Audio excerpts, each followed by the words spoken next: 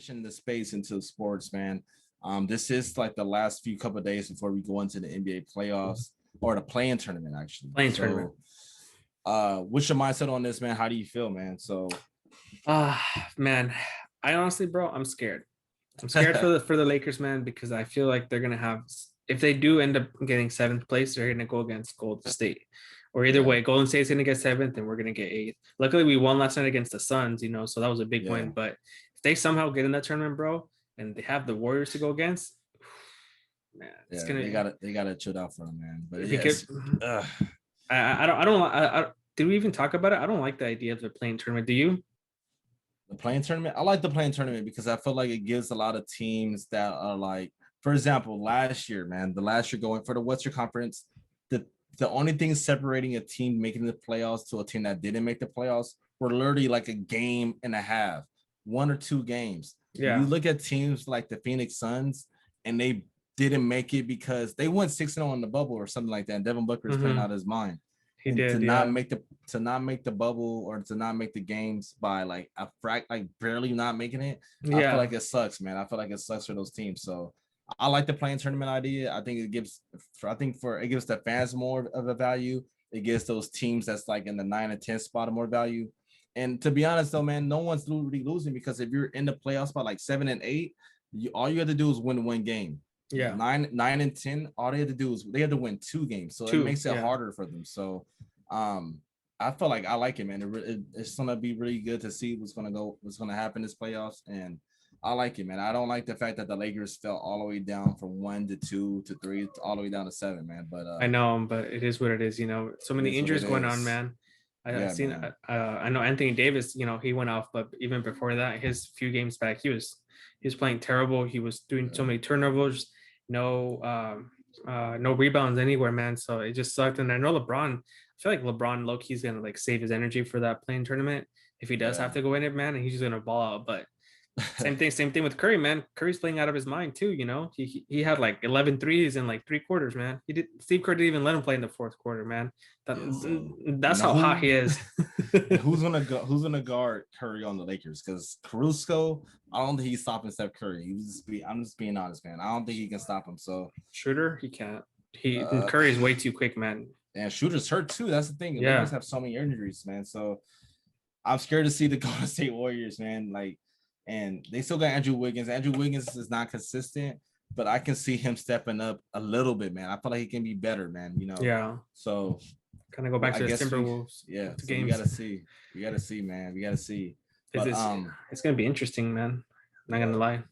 So how about the for the East? How do you feel about it over there, man? Like, how do you think who do you think is gonna win it out of the East? I know we probably talked about this a little bit on a couple episodes ago, but this is new times now. So how do you feel? Like the season, the playoffs about to start. It's crazy, man, because like injuries play such a huge part of it and stuff. Because the Nets, they're obviously a super team with Harden, with Durant, and then Kyrie. But then Harden's hurt, or all of a sudden KD gets hurt out of nowhere. Kyrie's very injury prone in the playoffs. They start calling him that he starts. He's being a Paul George 2.0. Playoff P. Damn. So what's it called? Who Kyrie? Yeah.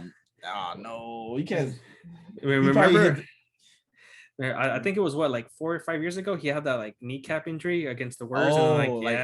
Injuries wise, injury wise, performance. I would say not performance wise. Like he really does get injured, some weird injuries and stuff like that. Yeah, he's very injury prone in the playoffs and stuff. But I don't know, man. The 76ers look really, really good. I don't know why trash ass Danny Green's playing out of his mind, bro. He played trash with the Lakers, and then he's over here dunking, making like 6-7 threes in a night. So I don't know. I honestly think I don't want to doubt the Brooklyn Nets, bro, but I feel in my gut that it might be the 76ers, bro, taking it. I don't know why. The Bucks just don't have it in them. Giannis can't do everything, bro. He's a one-man team, and he sucks in the playoffs. So he's trash. And then every other team, I know Jaylen Brown just got hurt for Boston, so they're pretty much going to be done. Jason Tatum can't carry the whole team. Everybody else is like on and off. Dude, you know who might be a big surprise in the East? The Knicks. The New York Knicks, man. They've been playing pretty good, man. They're in the 4th place. They went from 8th to 4th. And Julius Randle's playing good. D Rose is kind of, coming back a little bit, but it's they hard to are. root for the Knicks, man. I feel like the Knicks is always going to be the Knicks, So it's like but I want to be. I don't know, man. The East is a whole like jungle fest. I don't really worry about the East until like the semifinals or maybe after the first round. I started worrying about the East a little bit, but man, who knows, man? Who knows? It's over there. It's crazy. Over in the West, I feel like everything is a little bit more established in the West. Like we got all these like powerhouse teams. Like it's kind of hard to predict the West than the East. I feel like and then also guys, we can do this when we get the full bracket. We can do like a pick in. You know what I'm saying? Like we'll have a bracket and we'll like build our bracket to see who gets to the.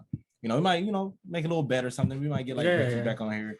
We do like a $10 tournament and then winner takes all. But that's gonna be kind of hard to predict too. But yeah, it's really going to be because it always happens where like you think something's going to go. I think we did it right 2-3 years ago with when the Raptors won the championship. We were thinking like, oh, who's going to go to the finals? And I think you predicted that the Raptors were going to go to the finals, and I predicted the Warriors were going to go to the finals. But our opposite teams were off. I think I predicted Boston was going to go, and I think you predicted someone else was going to go for the West. I forgot what it was. For the East, I think we bet. I remember we bet you had the 76ers on one game, and then I had the Heat, and then the Heat got swept or something like that. It was something crazy. It was something crazy, man. So you just never know, man. Like and I think it's for all sports, honestly. Look at like 2-3 years ago, the Nationals. They were the worst. They were like the last team to go into the playoffs 2 years ago, and then they won the whole damn thing, man. They won the World Series. They beat all the good teams. They beat the best team, which were the Dodgers. They beat the best team in the American League, which was the Astros. Fuck the cheating Astros, but we're not gonna get into that. But you just never know, bro, because everybody can play crap during the regular season, make playoffs. Playoffs is just a different beast.